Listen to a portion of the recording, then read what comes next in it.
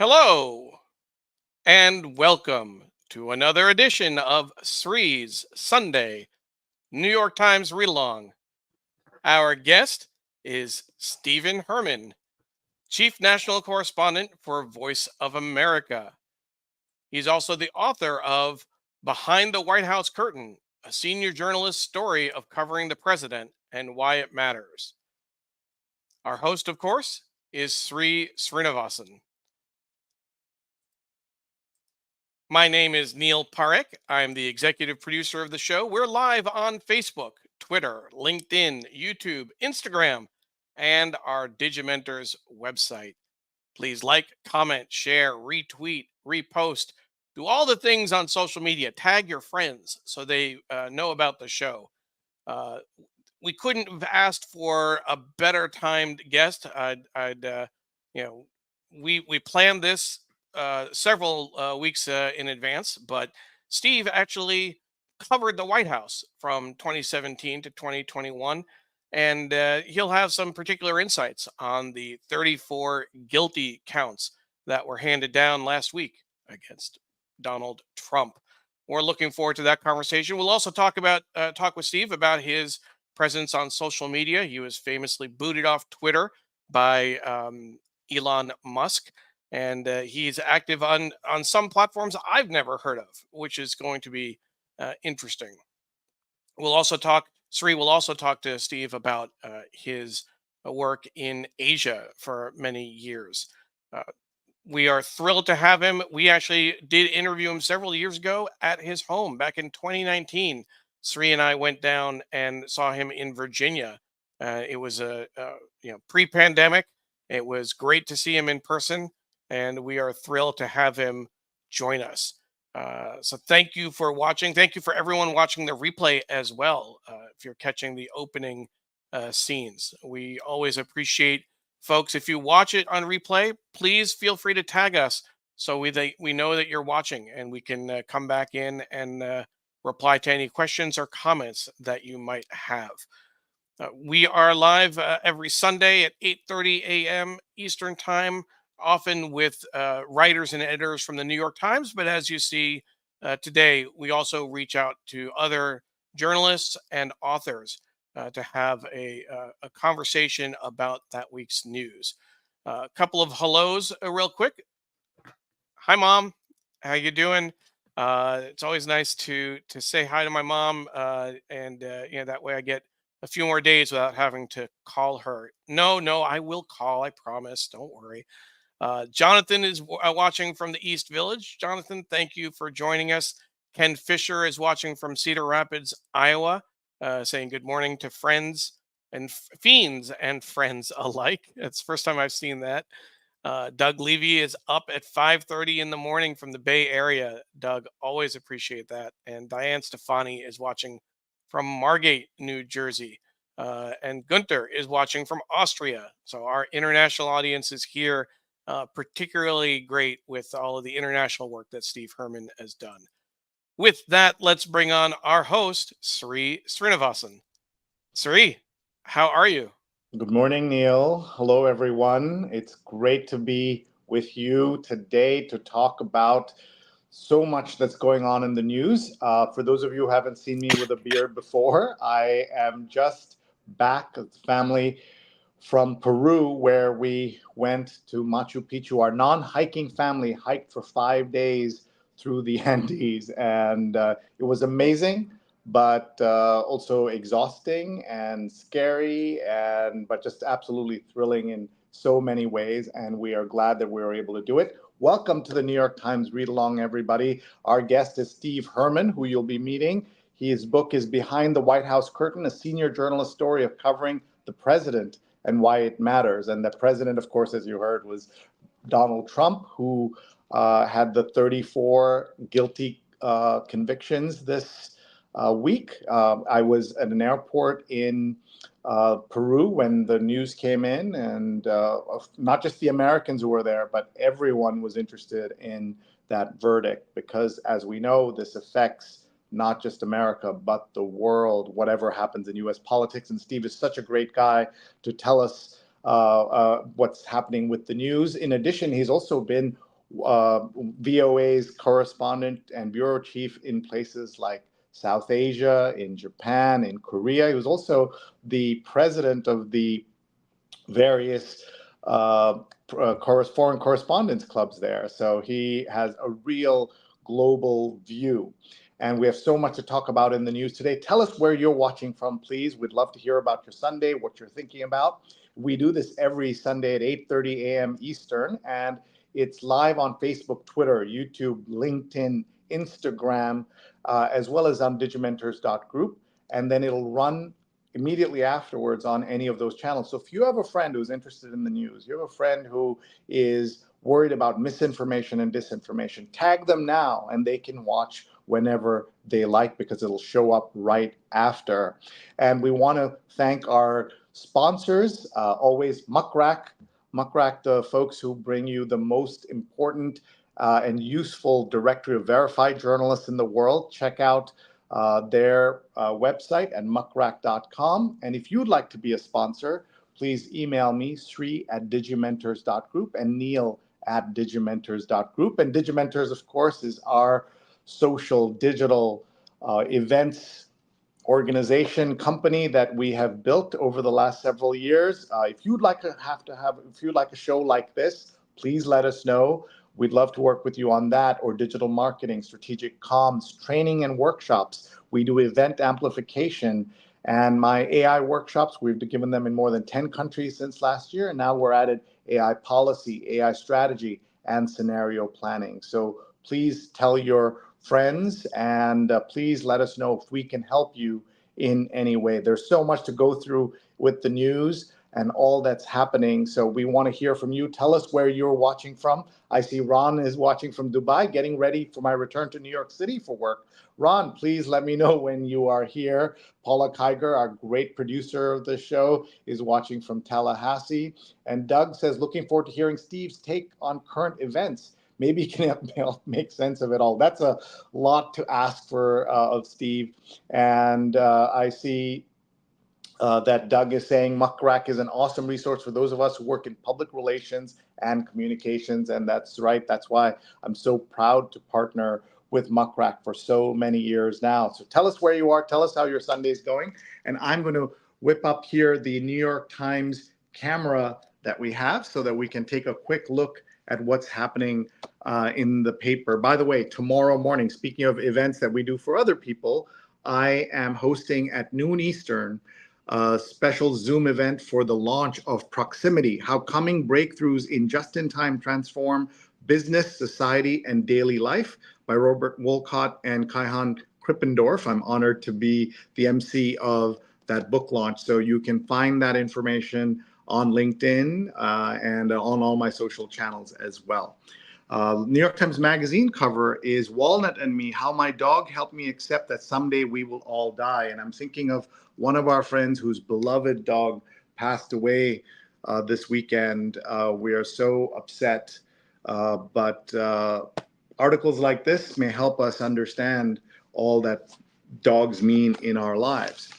Here is the front page of the Times. We'll just quickly scan through the sections before we bring on Steve. And please tag your friends. Please share. I know Steve's doing that right now on Facebook, on Twitter, on Instagram. He's telling everybody he's coming on the show in less than 3 minutes.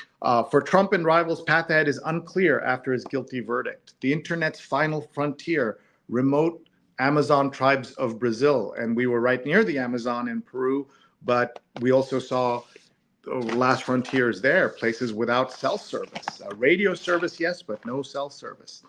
Hidden Treasures Amid the Streetscapes is the real estate cover. And Arts and Leisure is A Maestro's Curtain Call. As Jaap van Zweden prepares to leave the New York Philharmonic, he is still making sense of his pandemic-disrupted time there. And summer reading on books in the book review, always a good issue. Sunday Business is This Man Did Not Invent Bitcoin. Craig Stephen Wright claimed to be for years to be Satoshi Nakamoto, the mysterious creator of cryptocurrency. The truth was very different.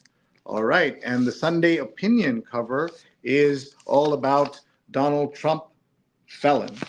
And the Sunday Styles cover is The Age of Brooke Shields. These days, the actress and model is also a new union president and the CEO of a beauty brand. And this is just for last time since it was Memorial Day, we didn't show you this, but the New York Times for Kids came out last week. Always a great issue, and I recommend anyone who can get their hands on it, a great way to get kids interested and excited about the news. We have so much to talk about with our guest, and we are excited to have him on here with us. So let's tell you about Steve Herman, and let's get him on the show with us today.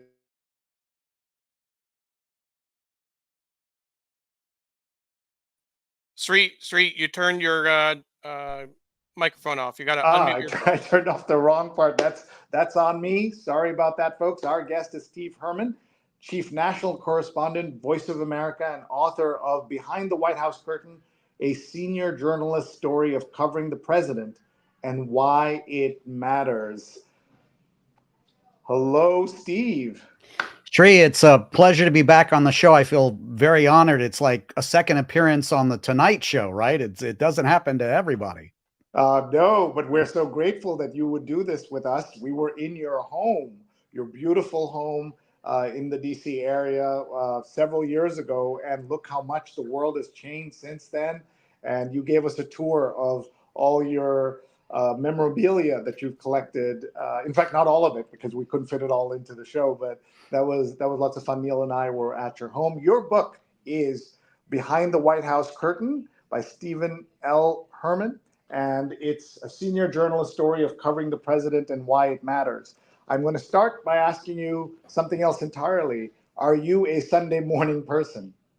Yes, I am. And one of the frustrations of living where I'm living now, we moved a little bit down south. When you visited, we were in Alexandria in Fairfax County, and I'm now south of Quantico.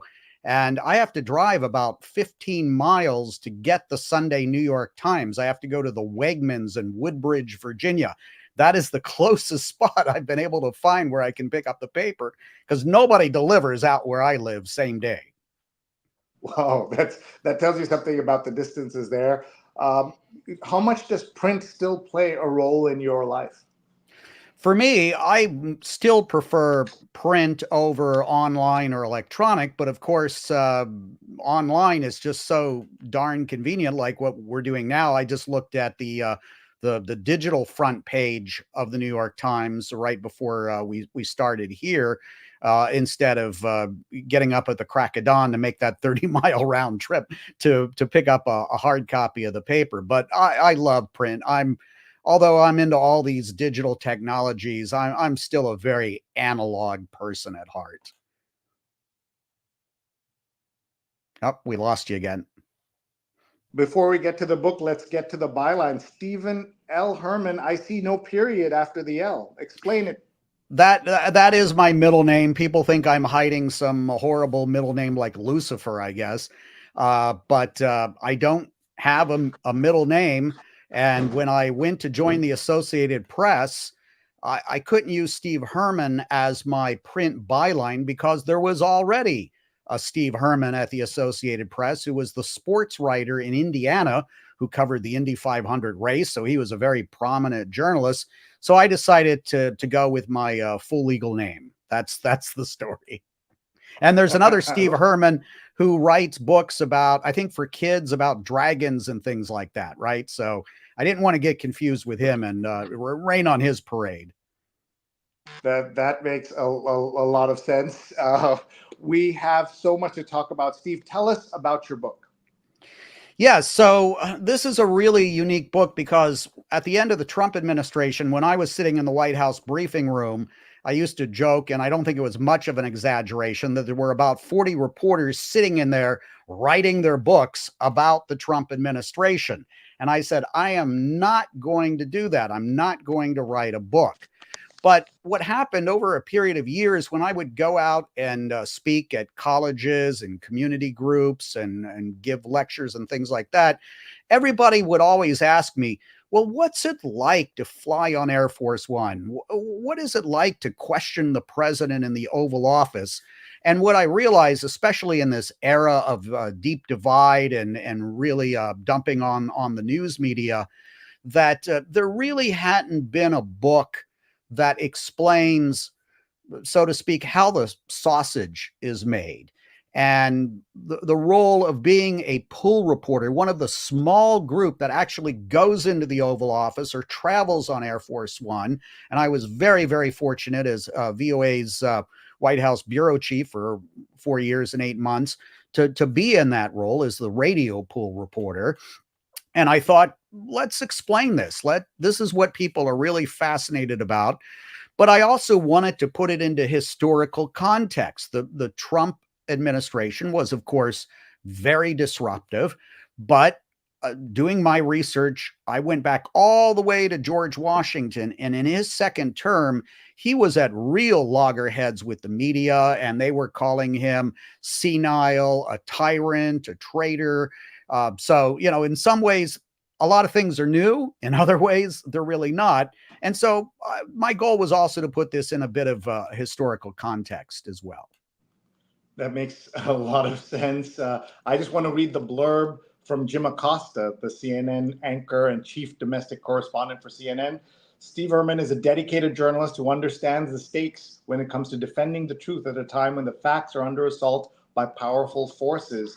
This behind-the-scenes account is not just another Trump book. It's an important reminder of why we need journalists like Steve on the front lines of reporting the truth. Everyone go out and get Behind the White House Curtain by Stephen L. Herman. This is going, and look at this, he's got that, the forward is by former Press Secretary Scott McClellan. That was a name that we knew very well. Remind us about Scott's impact and the work that he did.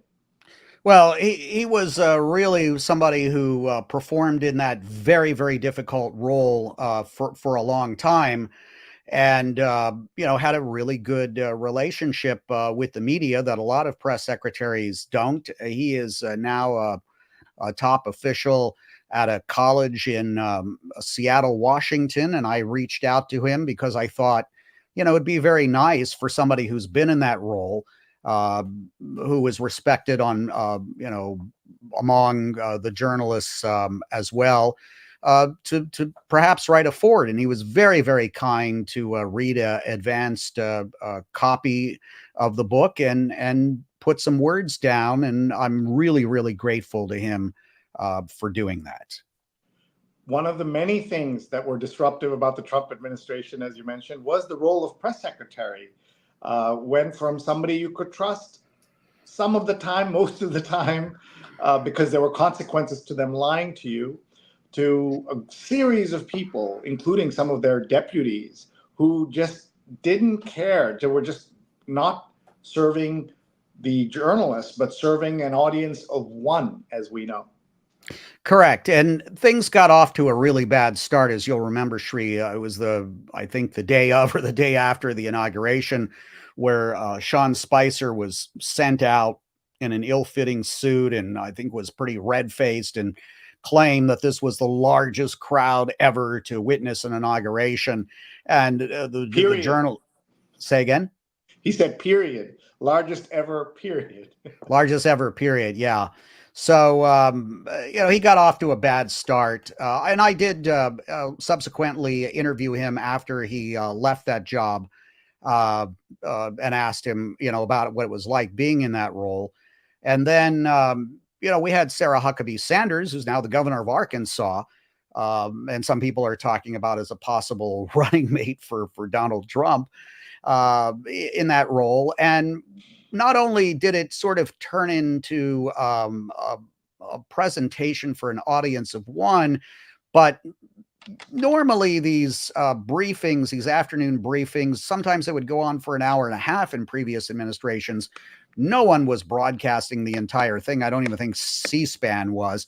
But then with the Trump administration, they became an afternoon must-see program. It was sort of like a daily soap opera on CNN and Fox and MSNBC, and sometimes even the CBS, ABC, NBC would cut into programming to go live to the briefing.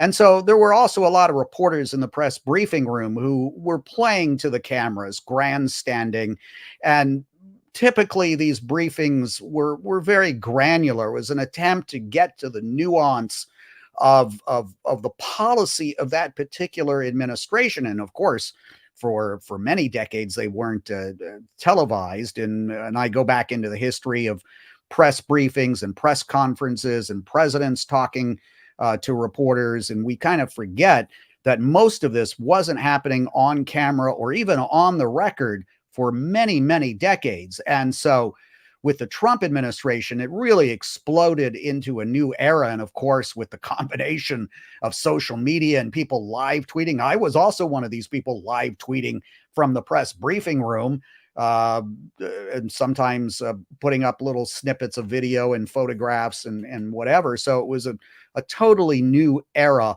in the relationship between the White House correspondents and the press secretary, because it was a battle of wills playing either to the president or to this audience out there.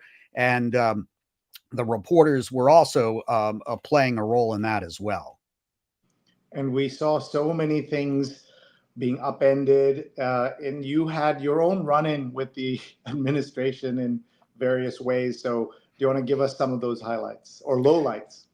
Well, I have to say that in my role as a correspondent for the Voice of America and as a pool reporter, most of the time it was pretty mundane, cut and dried.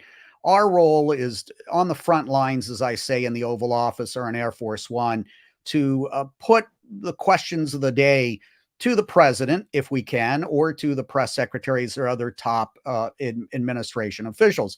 And Donald Trump, on one day, he might, be in have a sort of a negative attitude towards you, and the next day be very complimentary or sarcastic. You never knew what was sort of going to happen. And I wouldn't say that Donald Trump really paid that much attention to me for most of the administration, because he's more focused on the domestic media, right? And I'm Voice of America.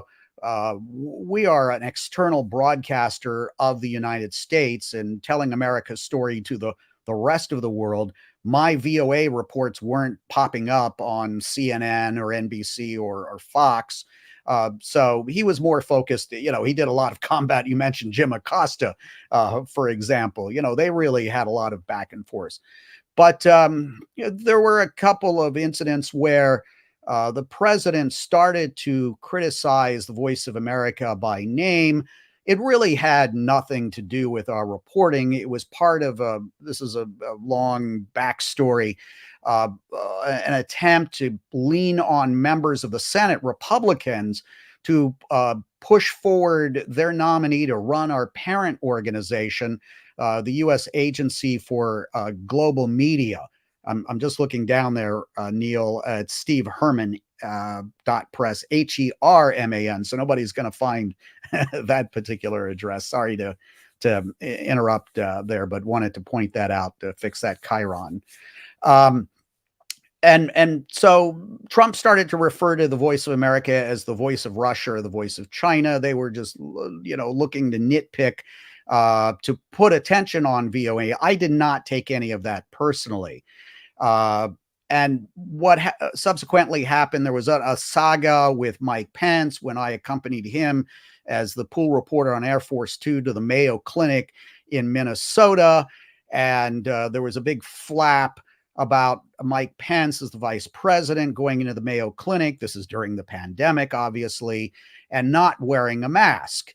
And I think it was Mrs. Pence who came out on Fox News a few days later and said, well, Mike Pence, my husband, was never told that he had to wear a mask. And that was not true, because we had been given guidance before the trip, those of us who were going to be on that visit to the Mayo Clinic, that masks were mandatory. That had been put out by the White House and the vice president's office. So they were very upset with me revealing that, saying I had revealed planning FPPO, for planning purposes only, memoranda, which was true before. We get these things that are for planning purposes only. We're not allowed to reveal the itinerary. But this was after the trip, and so there was no harm in releasing that particular information, but they claimed I had violated the confidentiality. And so I got suspended supposedly from traveling on Air Force Two again. So be it. I mean, they were looking for any way to squash anything that shows them in a bad light, as you know. Here you are working, the great photos in the book, by the way, and here you are working in the VOA booth in the White House. It's in the basement, and there you are working away with all your gear. Maybe for our audience, it'd be helpful to understand a little bit about VOA itself and its, what situation it's in today versus when it was started all decades ago. Right. So Voice of America was started in World War II. And when I speak, Sri, I always give a quiz to ask people if they know what the first language was that Voice of America broadcast in 1942. Oh, wow. Okay, let me, I have to think. So something to do with the World War. Who was America trying to influence at that time would be the answer. But I don't want to sound even more stupid than normal. Number one was German, and the number two language was Japanese. Makes sense. So there was, after World War II, there was a thought, well, do we really want the government in the broadcasting business? So what happened was they worked out something called the Smith-Mundt Law Act, which prohibited VOA from targeting Americans or broadcasting in the United States. So it has continued as a purely external broadcasting service. It's 100% funded by the federal government. We have 48 language services. But as I stress, it is not a propaganda organization. We have a firewall between us and the administration. They cannot tell us what to report or what not to report, although there have been attempts over the decades to violate that firewall. And it's like any other news organization, except as all of the people who are in the United States, who are Americans, who are watching this, are stakeholders in the VOA. Your tax dollars pay for it, but you are not the intended audience. And for many, many decades, it was only a shortwave radio service, but now it's a very robust multimedia organization. We have television shows in different languages like Swahili and Burmese, and it's very much online television. Still some radio, still some shortwave radio into places like North Korea, where that's the best way to reach the audience. But whatever it takes, whatever is the best way to reach the audience tree, that's the way we're going to do it. Whether it's television, online, streaming. The only platform I think we're really not on is TikTok. Not yet. Or, of course, we know that there's a whole effort to ban TikTok. We'll see where that lands. There's a story, by the way, on the front page of the Times today about the effect of TikTok books. And yes, I read TikTok, that. It's amazing. You can become a bestseller just by touting your book on TikTok. I'm not on TikTok. That hasn't worked for me. So maybe I won't sell 1 million copies because I'm not on TikTok. I don't know. And there's a whole thing. And as we know, with anything with books, it's a lot of luck involved. Just getting a book deal is luck. And then having it be successful is luck as well.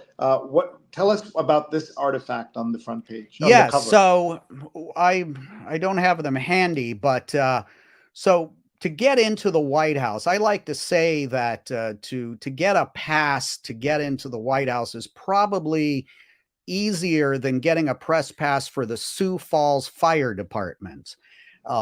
It's relatively easy to get what's called an appointment pass or a day pass. Then there's something called a hard pass, which you go through a more extensive Secret Service background check.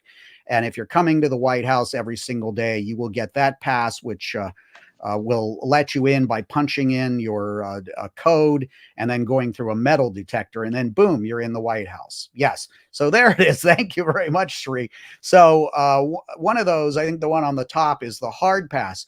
But then if you're going to be in the pool every day, where you're going to be that small group of designated reporters that's going to go into the Oval Office or go into Air Force One, the Secret Service will give you a paper pass to put attached to your hard pass, which tells them that, oh, you're part of the pool. And so if you're lining up to go into the Oval Office or trying to get on Air Force One, you've got to have that. You can't just have the hard pass. And the colors change every day, and there's codes on those passes, so they could tell if somebody, tried to counterfeit one, I guess. So that's what that is on the cover of the book, is one of those daily paper passes. The P is for press, not parking. That's the one thing I never got at the White House, was any parking privileges. Oh, wow. Well, let's talk about some of your adventures being in the White House, being in the VOA family, and all the coverage you've done.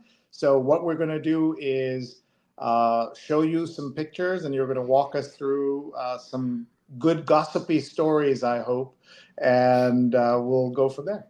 Right. Before the show, Neil and I were talking about our respective visits to the Taj Mahal in India. And I said, this is a very rare shot. It's not Photoshopped, that there's no people in the background. And this was during a trip that Donald Trump took to India, where he visited the Taj Mahal with Narendra Modi, the prime minister, and they cleared the whole place out.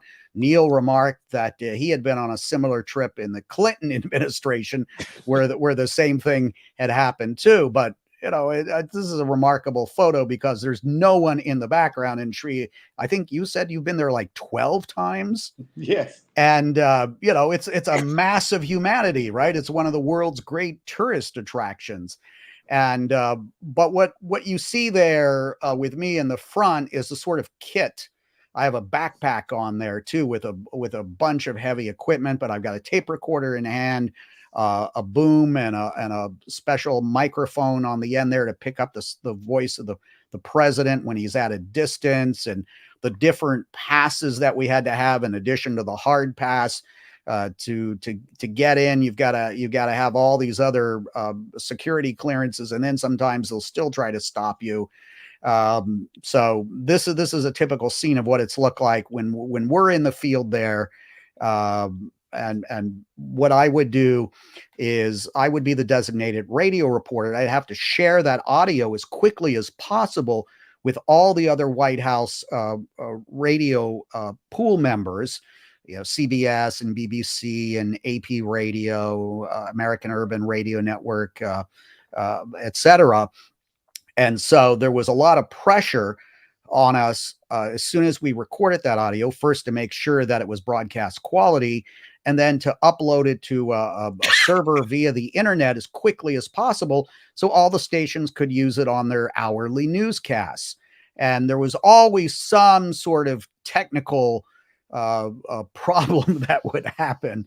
Maybe the SD card had failed, or you couldn't get an internet connection, or a file would get corrupted. And so I would carry backups of everything: 2 recorders, 2 microphones, 2 computers, backup SD cards, backup batteries. So I think on a trip like this, my backpack probably weighed about 45 pounds. When I was there, Steve, it was more than 20 years ago. So it's a very different time technologically. But I'm curious, when I was there, we got to the point after people are familiar with the bench in front of the Taj Mahal. A lot of photos are taken there. We were told after that point to put our pens and paper down and our equipment down and just enjoy the view. Were you still working after you crossed that threshold when you were walking around the Taj? Well, the reason I was able to take this photograph, have somebody take it for me, is because the president and the first lady and Prime Minister Modi are way down inside. They did not let us go inside with the president. They kept us at a distance. Oh, really? And then it came out a little bit later to talk to us. We Wow. got a little bit closer, but we did not go inside.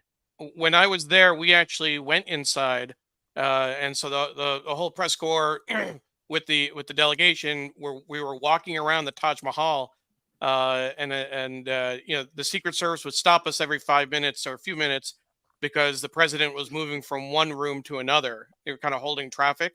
Right. And at one point, the president actually came up to a group of us and just a quick exchange, but he looked at us and said, whoa, what a monument to love. And all we could say was, yeah, yeah, we agree.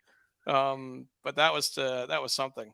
Right. The Secret Service knows us because we've got that special tag on, and they Sure. will determine how close we're going to get. And then sometimes we have what are called the wranglers, who are young White House press Yep. staff Yep. who try to keep us at a distance or cut us off from questioning the president.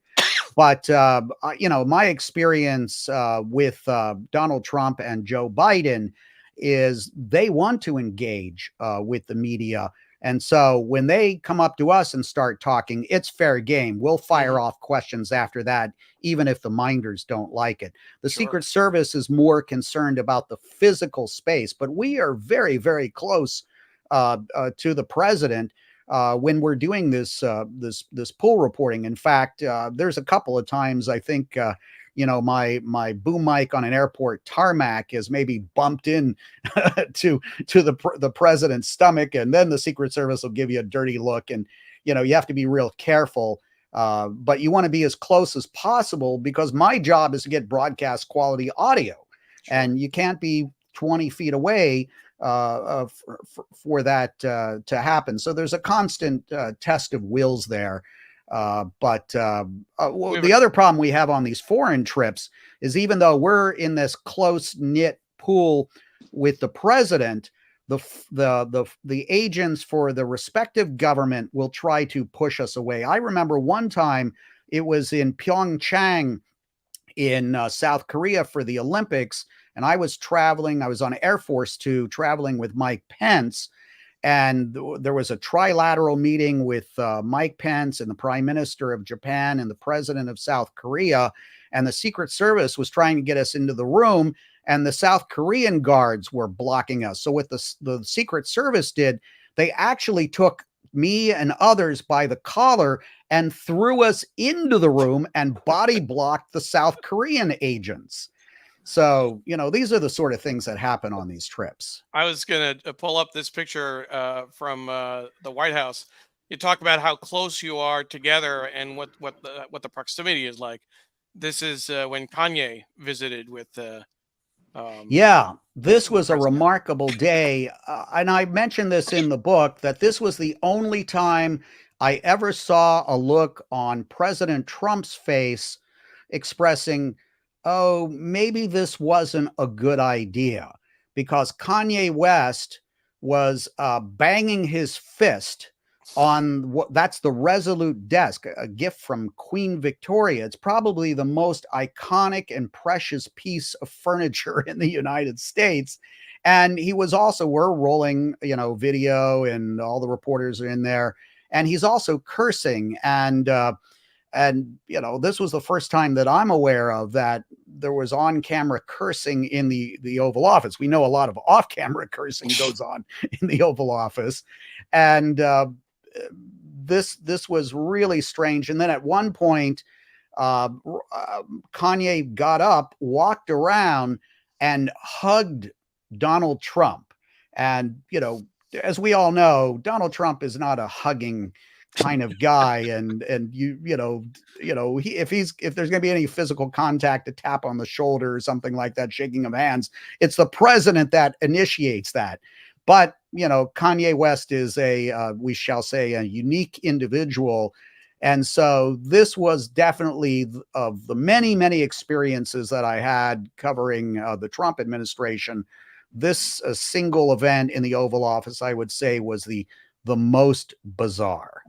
And for those of you who aren't familiar with Steve or just tuned in, that's Steve holding the boom, wearing the tie, just off center right there in that photograph. Yeah, there's maybe a little bit of a grimace on my face there, because you have to understand traditionally these pool sprays, if you go back to the Obama administration or before, you get to go into the Oval Office for maybe 60 seconds. There might have been some half-hearted attempts to shout a question at Barack Obama. He was very disciplined, and you were in and out after 60 seconds. With Donald Trump, you might be in there for an hour. So I had to hold this boom mic with this heavy microphone at sometimes for more than an hour in the Oval Office or the cabinet room or the state dining room. and move it around back and forth over the heads of whoever was speaking. So it was when Patsy Widakuswara came on the White House beat for VOA, she wanted some tips as to, how to do this job.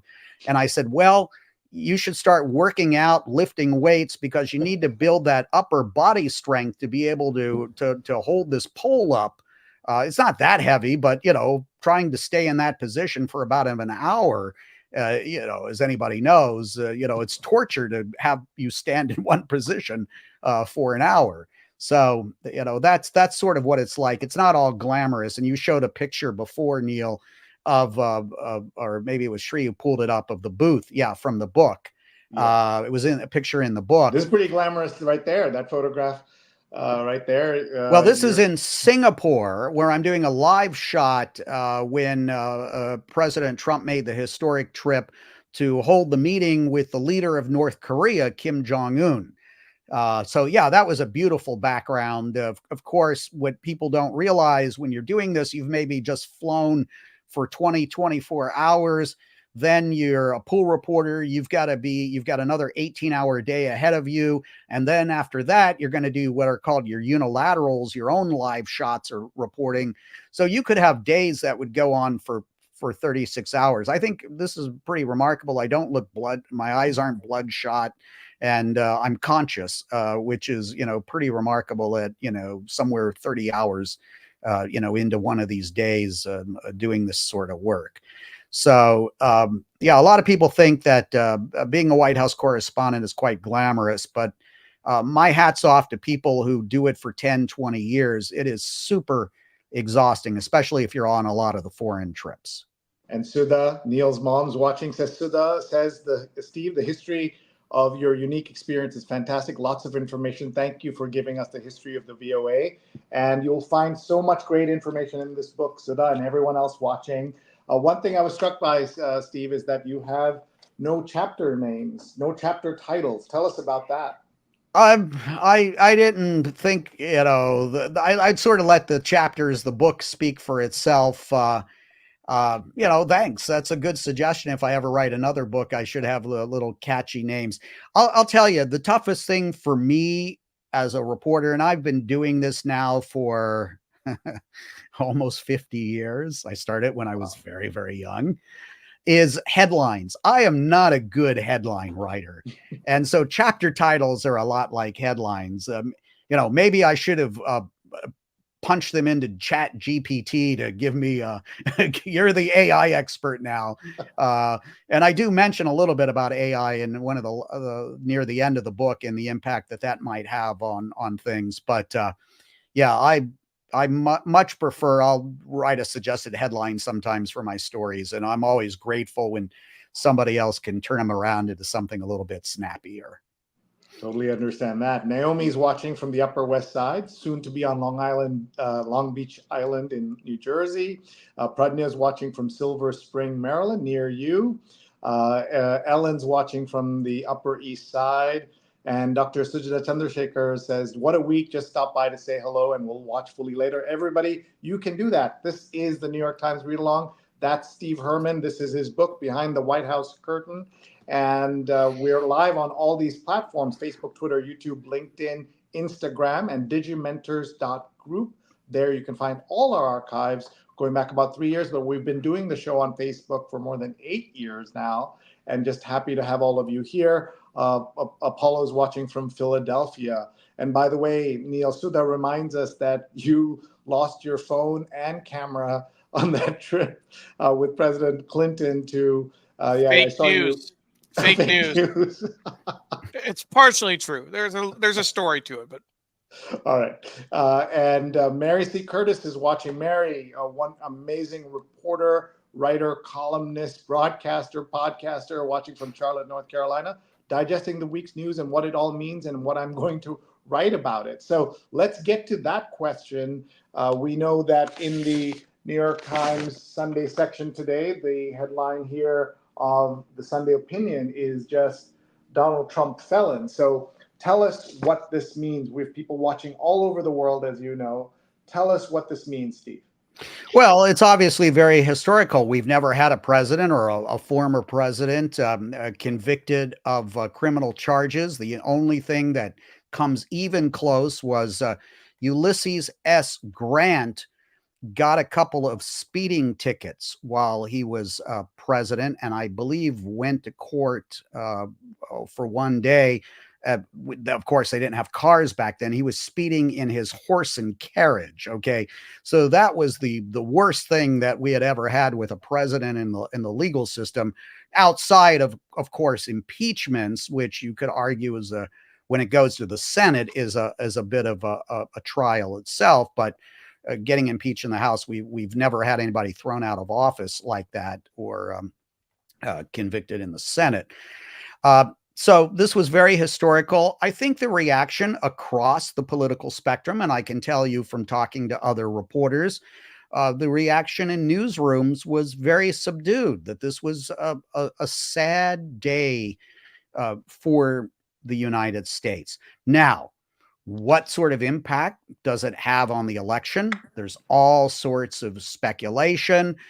There were some flash polls. I think a couple of flash polls were done that seemed to give a little tiny jump to the incumbent, Joe Biden. What does this all mean in November or a month before when people start with the early voting? We really don't know. And then, Shri, in the front page of the New York Times, there's a couple of articles about this, and one of them looking at this from the Democrats' perspective, a lot of internal discussion in the party. Yep, there are Democrats press for focus on felonies.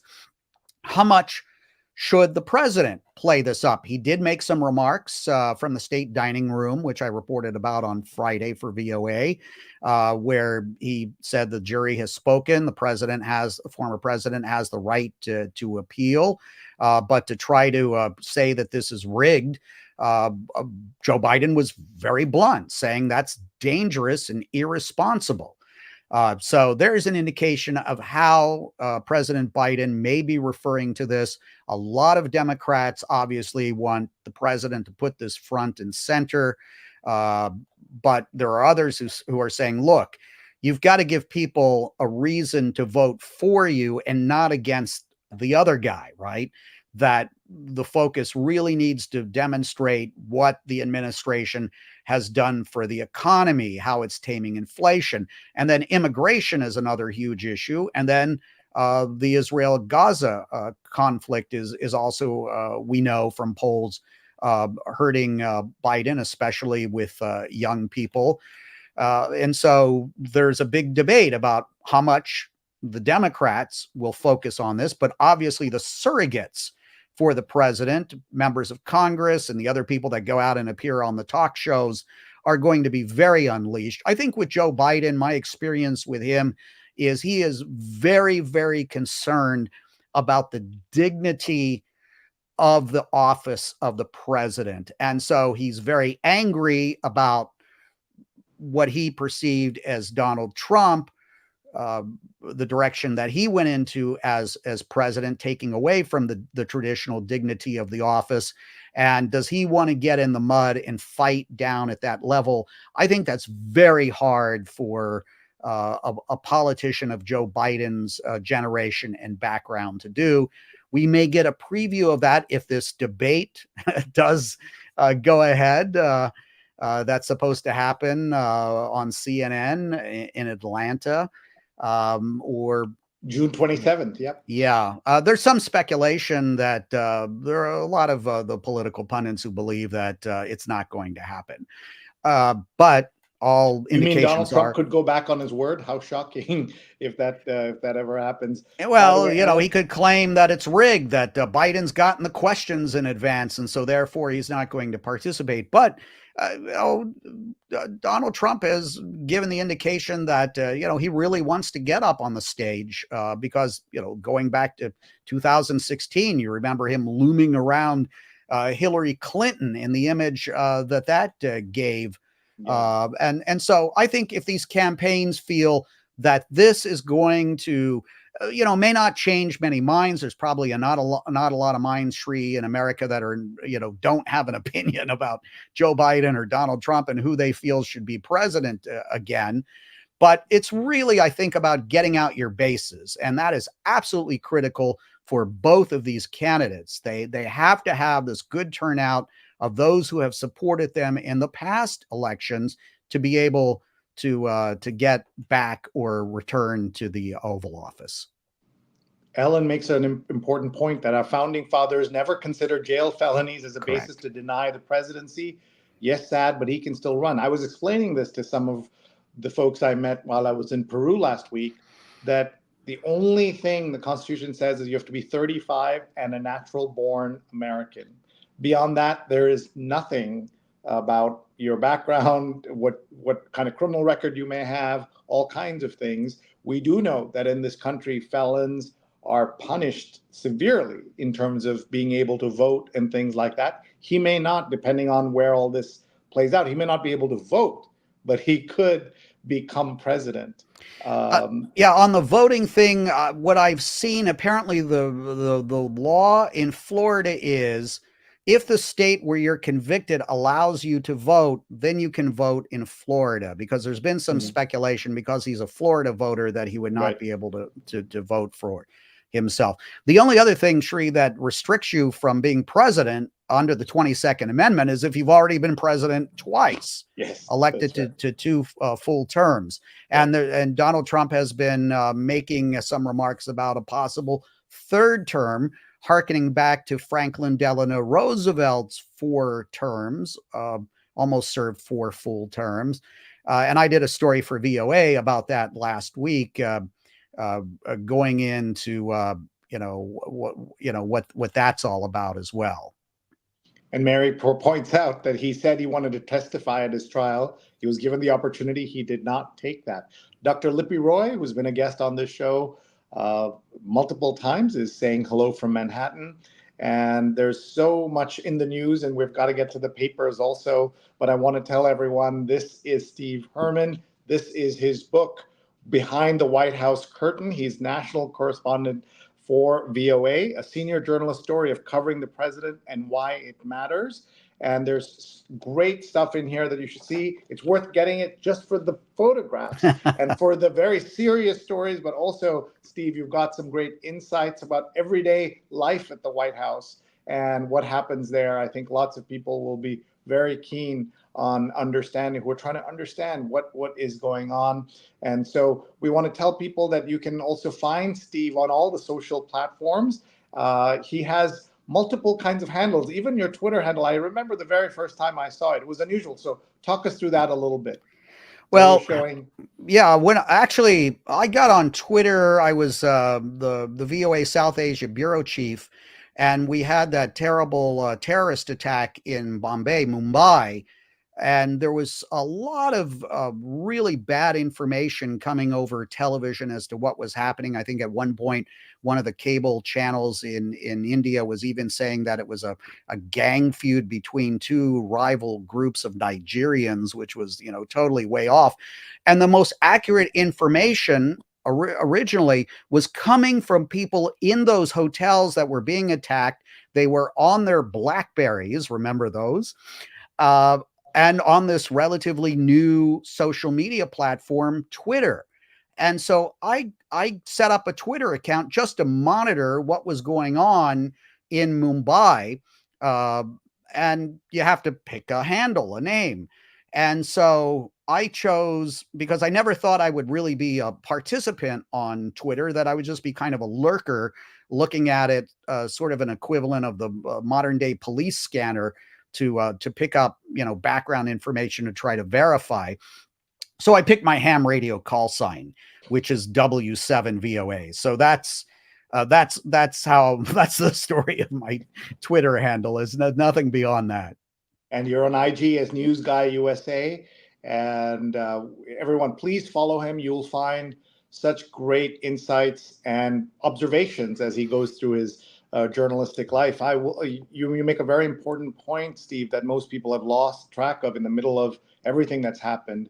There was a time when news broke, you would turn to Twitter because it gave you such good and accurate information. Today, that is completely wiped out the value. Elon Musk has wiped out the value of Twitter as a news source, because instead of going from being a place where where credible, accurate information was highlighted. Of course, there were problems. Of course, Twitter was imperfect, but it's gone from that to completely being useless in many cases.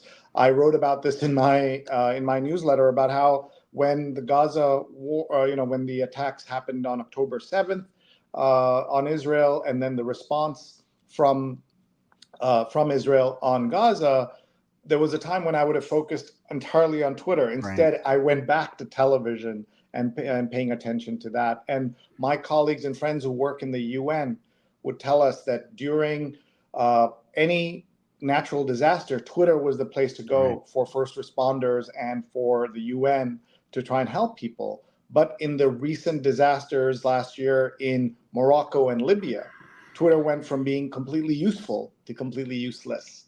And that's a tragedy for folks who are trying to understand this. While we mention Elon Musk, we should get the quick story of your own misadventures with him. Yes, I like to say I was on double secret probation, if you remember that line from National Lampoon's Animal House. It's again a long, convoluted story, but what essentially happened, you may remember this, there was a young fellow on Twitter who had an account called Elon Jet, and yes, he was tracking the movements of Elon Musk's private jet. And one day he was suspended or banned from Twitter by Musk. And so some reporters on Twitter mentioned this, and then they were all of a sudden cut off from Twitter. So I mentioned that these reporters were cut off from Twitter for tweeting about this Elon Jet account that had been cut off. And then I was banned from Twitter. Musk said that these reporters, including me, were tweeting assassination coordinates of him in real time. Well, which was utterly ridiculous. Number one, we weren't, it was sort of a delayed, but you know, you could tell where his jet had landed. But I traveled with the president of the United States for 4 years, and we would live tweet and do live reports. The president has just landed here in Singapore, right? And no one ever said, I mean, we were authorized to put that information out. There's planning information beforehand that we do not reveal, maybe about specifically what time and where the president is going to be somewhere. So this was utterly ridiculous. But we were told until we remove certain tweets, we would not be allowed on Twitter. So what I have done, you mentioned, Sri, about how it's really not that valuable of a platform anymore for getting accurate real-time information. I really don't post much there anymore. I'll put some retweets of some personal stuff there once in a while, because I like to promote, you know, being on this program. It's still, there are still a lot of people that I have 116,000 followers, I think, still on Twitter. And I've been getting on other platforms such as Blue Sky and Threads and Mastodon and Spoutable. I'm most active on Mastodon and Threads. Threads is the one that ties into Instagram. That's part of the Facebook universe. They're essentially acknowledging that they're throttling news on that platform. They don't want it to be the replacement for Twitter, but there's a number of journalists, including myself, that are saying, well, no matter what, we're still going to try to post a real-time accurate information there. Mastodon is a little bit more difficult. It has a initial learning curve. So it although it does have millions and millions of people on that platform, I think it's very valuable and is getting more user-friendly. The bottom line, Sri, is there's probably not going to be any one single platform that replaces Twitter. What's probably going to happen, you'll be able to interact with some chatbot AI device that will go to all of these different platforms and get the information into a customized feed for you about what you're interested in. And if you want it in reverse chronological order, which is what I prefer, I don't like the algorithms, for you selecting what it thinks that I want to see or should see. Mastodon doesn't do that. Threads does do that. Most of the other platforms are doing that. Twitter, of course, as well.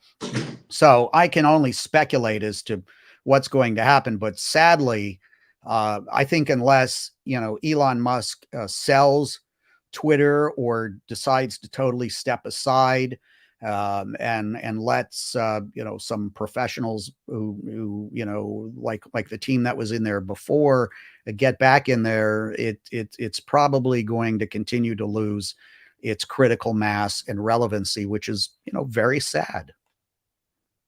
Yeah, I will say that the similar stories about your interactions with the Trump administration and with Elon Musk tell you all we need to know about Elon.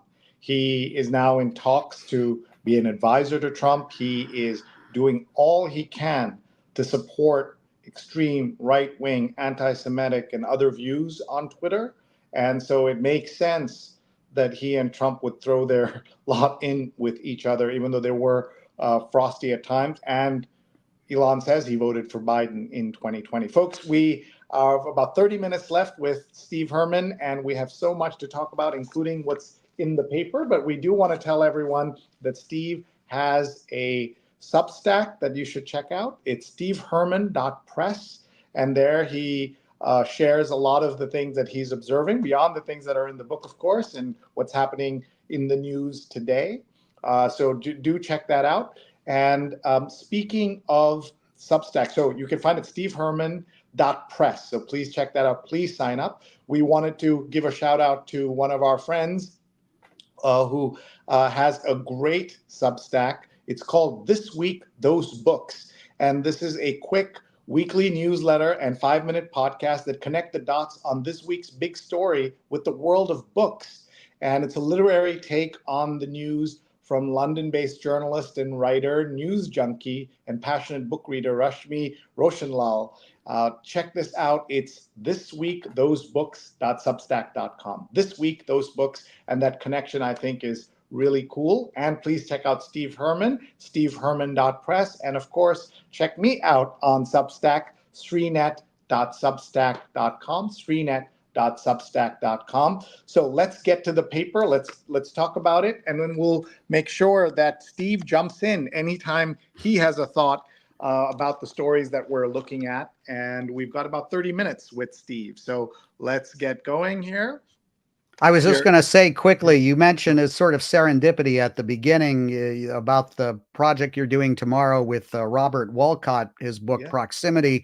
I know Robert, and I actually have ordered his book, and I'm going to read it on my upcoming book tour while I'm in the plane.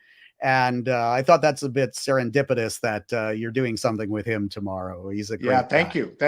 you. And I'm looking forward to talking to Robert and Kaihan tomorrow at noon Eastern. It's on Zoom, and you can find it on my social media if you'd like to join us for the book launch. So let's get to the paper. We already talked about the front page lead story about how the different folks who are dealing with, the different parties are dealing with Trump's situation here, the Democrats and the Republicans, what this means for them. The internet's final frontier, remote Amazon tribes of Brazil. I love this story. This is amazing. Go ahead. Talk about it a little bit. Yeah. Again, Elon Musk is responsible for this, for giving broadband to a group in a remote part of Brazil that, some people might say is just out of the Stone Age. And here they are going from essentially maybe being a hunter-gatherer society to having all these digital tools that we have in our hands, and the impact that it has had on this culture. And as you could imagine, a lot of it is not positive. Yeah, absolutely.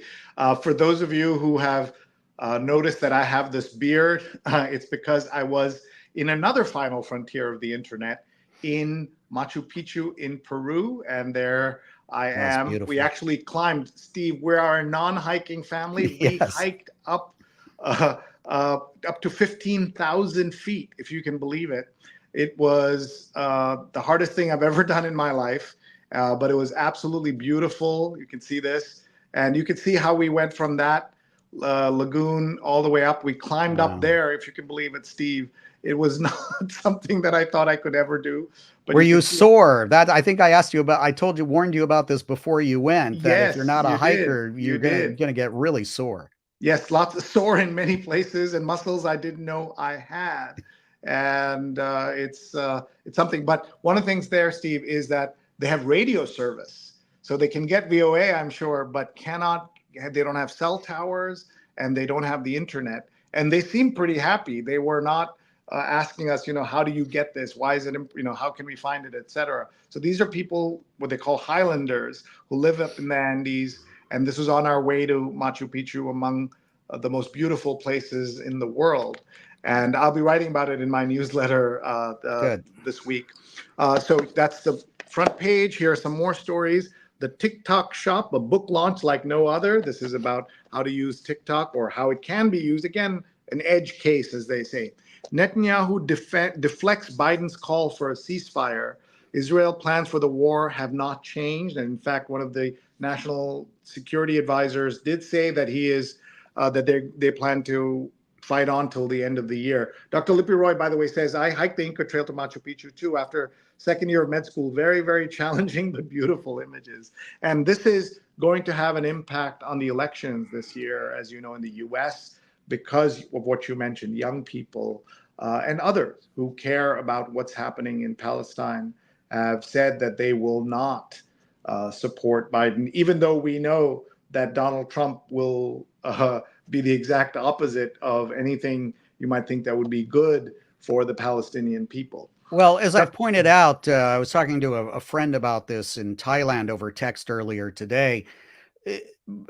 Joe Biden and the Democrats are in a really precarious position, because what's happening by this stance that the Biden administration has, not only has it greatly upset these younger voters who want an immediate ceasefire and don't like the fact that the United States is providing weapons to Israel. On the other hand, there is the pro-Israel group in the United States, which is upset, feeling that Biden administration has not stood behind Israel strongly enough.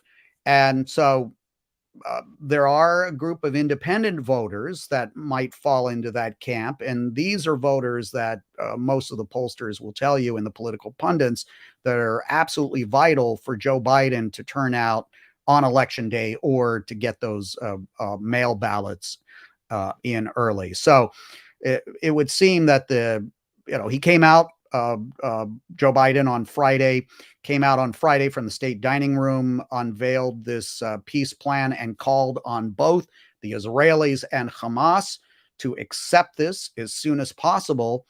And part of that is, the longer this goes on, the more it seems that people are going to hold the Biden administration responsible to some degree.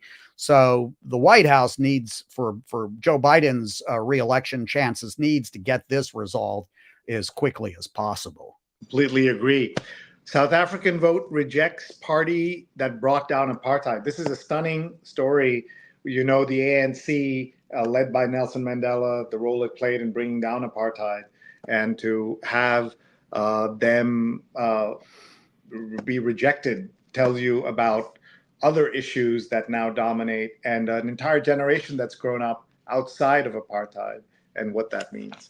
Yeah, just one quick note. I'm not an Africa expert. I'm more of an Asia hand, but the ANC is definitely going to have to go into a coalition government, which is very uncomfortable for them, because they have to choose between a radical offshoot of their own party, or the Democratic Alliance, which is seen as representing the vested interests of the whites in South Africa.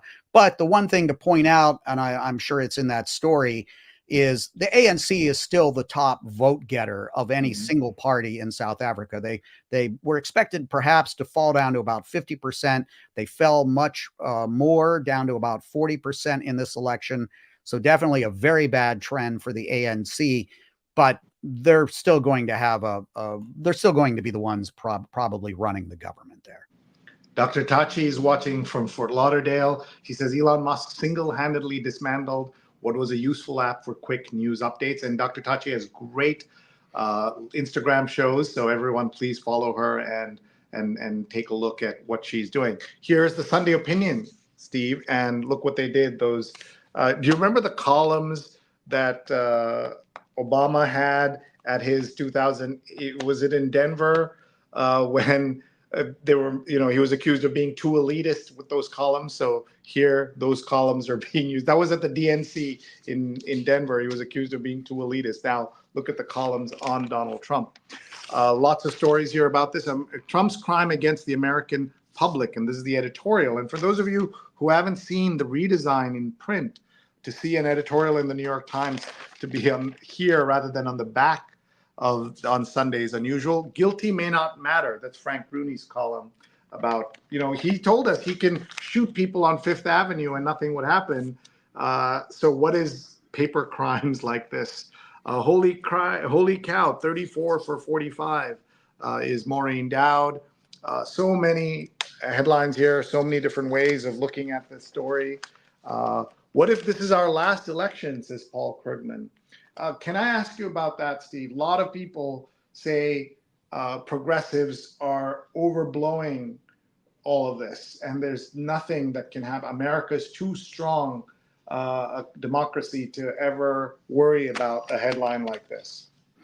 Well, we have three branches of government. If they still teach civics in school in America, you should know that the executive, legislative, and judicial branches, and it was designed this way by the founding fathers, so that there would be this balance of power and the tension between the different elements of government. And you pulling up about the issues being raised at the Supreme Court. We can go back a few years, and you had people on the right who were railing about activist judges on the Supreme Court, targeting the left of center judges. And the thing about the judicial branch, of course, presidents nominate the Supreme Court justices, and they're going to share some political, philosophical affinity with whatever a party is in power. But if we get to a point where perhaps it's perceived that all three branches of government are politicized and leaning a particular way, then you could see some real upheaval if a particular administration really wanted to go in a more authoritarian manner. I in my role, I am totally nonpartisan. I know that upsets people sometimes, that I do not express opinions. I am a meat and potatoes frontline news reporter, and I'll leave the opinions up to others. I am trying on the front lines to gather the facts, talk to people across the political spectrum. And that's what we do at the Voice of America. We tell America's story to the world, and we have to have the opinions reflected in our news stories, from interviewing the pundits, the experts, the people involved on both sides of the divide. I like to say, Shri, that the Voice of America is probably the only news organization in the world that is mandated by law to be objective. That's in our charter. We cannot take one side or the other on a political issue. Thanks, Steve. Why I'm investing in women and girls, Melinda French Gates. And this was the essay by two Harvard professors who said that Harvard should say less, maybe all schools should. And I disagree with that. I think universities have so much to say about the world because elite universities like that affect the world. And by the way, one of my favorite stories about Harvard Medical School, Steve, that you may be familiar with, is that in the 60s, there was an opportunity for America to know that, to decide between what was worse for our health, fats or sugars. And Harvard Business School professors were bribed by Big Sugar to put all the blame on fats. And everything that's happened in American health since then has been just awful. And that shows you the power of these universities. And just shutting up is not the answer. Lydia Polgreen, who was South Africa Bureau Chief, says, I know her. South Asia Bureau Yes, Chief, I like remember you, her. Yeah. she says South Africa can be finally more than a metaphor. And this is a really long essay here. And the back is Waiting for History. And this is about the Donald Trump trial. And these are all the people waiting. And you would, of course, have been, if you were covering the trial, one of these folks here hanging out. Ken says, I appreciate your well-stated pledge of objectivity, Steve, watching from Iowa. Let's go on here and look at the Sunday business cover is all about Bitcoin and a man who claimed to have created Bitcoin, but he didn't. Do you have any Bitcoin? No, I do not. I'm, I guess I can acknowledge I'm a bit of a skeptic. Of course, when I first learned about Bitcoin, and if I had bought $1,000 worth of Bitcoin, I would be retired in immense wealth and living in the south of France, I guess. But if you had held on, Steve, if you had held on, well, and it that's hadn't crashed and everything else. So same with stocks. You know, when do you get in and when do you get out? But exactly. It's I have a very low risk appetite for investments, and maybe that's not a good thing if you want to get really rich. But yeah, don't ask. Don't ask me about Bitcoin. Okay. I'm sorry I did already. The summer reading and book review, so interesting to see all the kinds of things they cover there. Arts and Leisure cover is about Jaap van Sweden, who is the head of the musical director of the New York Philharmonic, and he is he's leaving after the pandemic disrupted time here. This is one of the most iconic jobs in Western classical music, but of course it got affected by the pandemic. And one of our friends, Sue Zen, is a artist, and she is here on the front page of the real estate section, Hidden Treasures Amid the Streetscapes, and she had been commissioned to make a mural on this building. But as you know, Steve, buildings keep changing in New York. And so that mural that she made has been covered up by this building. And so you can see here, remnants of New York City's public artworks can be spotted between its towers and in its traffic triangles. You just have to look closely for them. So congrats to Susan for making it to the front page of the real estate section. And it's great that her art is being seen here. Treasures amid the streetscapes. We see that a lot in New York City, where public art is still very, very important. And the New York Times magazine cover is about Walnut and me, how my dog helped me accept that someday we will all die. Tell us about your relationship with pets. I love dogs. Unfortunately, my wife and I don't have any dogs at the moment, although she has been an excellent dog sitter over the years because we both travel so much. And I find it heartbreaking to send a dog off to a kennel for an extended period of time because they don't know what's happening. You can't tell them, hey, we'll be back in 3 weeks. See you then, right? Yeah. So I'm a huge dog lover, perhaps not as to the extent of my wife. And I look forward to the day when I'm retired somewhere and can live the life of leisure and have the dogs around and don't have to travel like I do in my current job. I hear you. We have 10 minutes left with Steve Herman. We're just looking through the Times Magazine. President Biden's new social media strategy for mocking Trump is clever, but it reveals a deep anxiety about his opponent. There's a spontaneous, off-the-cuff quality of the videos that suggests an agile mind. So they're trying to do two things with the social media strategy. This interview is with Ted Sarandos, who is one of the co-founders of Netflix. And can I use AI to grade my students' papers? So you're an adjunct professor who runs into students, and you have thoughts about AI at the back of your book. As you know, a lot of students are using AI for their papers. So can I use AI to grade my students' papers is the ethicist question. I obviously haven't read it or know the answer, but I'd love to hear your take on that. Yeah, I think we're going to have to change the way that we assign students material and the way we grade them, because if you're, the AI is going to get so good, you probably won't be able to tell whether the paper was written by a student or not. So what I've been doing, I've been putting less emphasis on those sort of papers.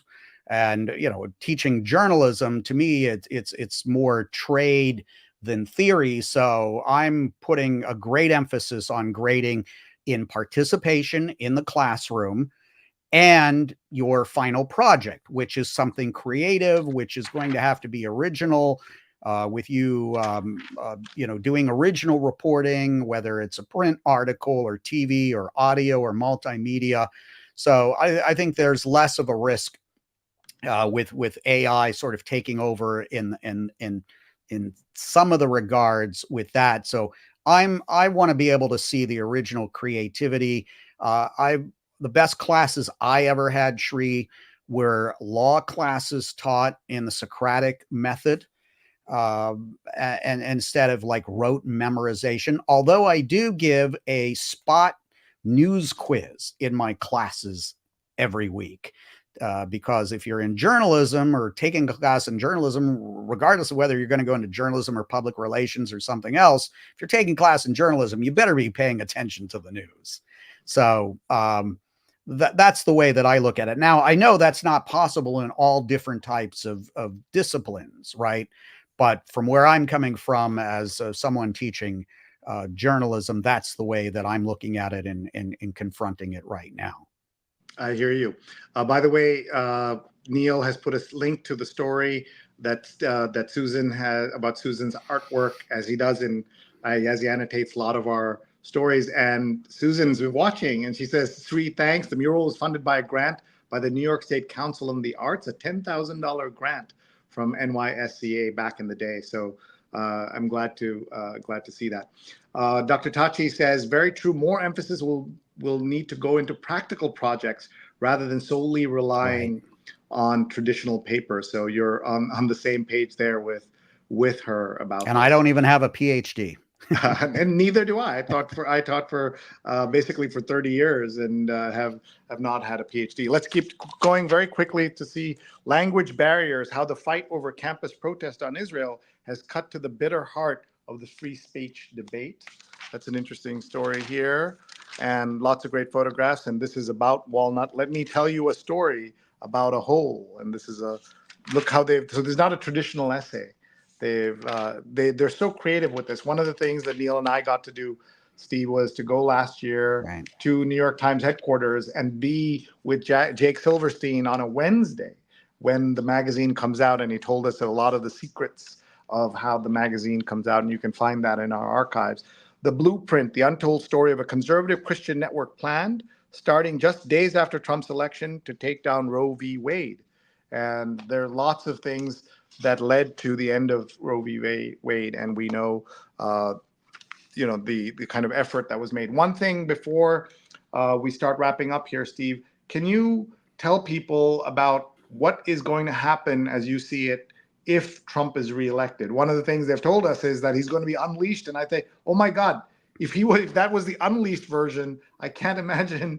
If that was the leased version last time, what is the unleashed version going to look like? Yeah, there was no doubt in the first administration, especially at the beginning, that Trump, who was sort of like the dog that caught the car, and they did not have a fully sought out a plan for what they were going to do in the administration. We're trying to figure it out as they went along. But he did bring in people who had somewhat traditional backgrounds to run some of the elements of the executive branch in these cabinet posts. Rex Tillerson, for example, and then other people that were serving in the chief of staff positions, who then went by the wayside. They were essentially fired or quit, and Trump tended to bring in people who had more personal loyalty to him, rather than picking them for their particular expertise in a certain area. So obviously, I think we're going to see that these cabinet posts will be well decided before a second Trump administration's Trump 2.0, if there is one. They will be people who are selected more for their ideological loyalty or personal loyalty or friendship with the president. Also, Heritage Foundation, which is now very much in the Trump camp, a traditional conservative think tank, very influential in Washington, D.C., has an entire outline for the new administration called Project 2025. So you can read that and get an idea of what they're looking for in the Trump administration as well. What I would expect is within the first day, and there's been some public indication of this, that Donald Trump will sign perhaps as many as 150 executive orders, and there will be challenges to them, but it'll be like a tsunami coming in. It'll overwhelm the judicial system to try to examine these on a case-by-case basis and give them the scrutiny that any challenged executive order deserves. But that is a power that the president does have. And it'll be up to the legislative branch to decide. We don't know who will be in control of the House, in the Senate, and whether a lot of the things that the Trump 2.0 administration would do, whether they will survive judicial scrutiny. So that seems to be pretty obvious as to the direction that they're going to go in. It'll be a much more ideological, a much more flexing of executive authority by the president. Although the strengthening of the presidency and executive orders has been going on for a number of administrations, but I think we'll see that on steroids with a potential Trump 2.0. Oh, we've lost you again. The Heritage Foundation, which you mentioned, flew the U.S. flag upside down in support of Mrs. Alito, I believe, but just shows you what these institutions that were kind of conservative, actually conservative, but reasonable. You could talk to them. I've just completely gone off the deep end. All right, we're going to pause here for just a minute to do some housekeeping, Steve, and then we're going to come back to you to tell us all one more time about the book and why everyone should buy it. We expect you to be immodest and marketing-y in your conversation about that. So we're going to come right back to you with that. Thank you, everybody, for watching. We're going to come back to Steve in just a moment, so don't go anywhere. We are so happy that we could talk to Steve about so much that's happening in America and the world today. We hope you enjoyed the show. Neil, what a great show, and how great was he and is he. I want to tell everybody that you can learn so much about our archives by going to our website at digimentors.group and look for the New York Times Read Along button at the top there. And there you will come to our featured shows, including a few weeks ago, we had Ali Velshi from CNN, from MSNBC there. And here you can go in and look at, you can watch Steve's special show today. You can go back into our archives with such great speakers, guests who have joined us. So please check all of that out. And we've been doing this for 8 years, and we do this on Sundays at 8:30 a.m. Eastern. We are taking next week off because it's Neil's birthday. We don't want him to work on his birthday.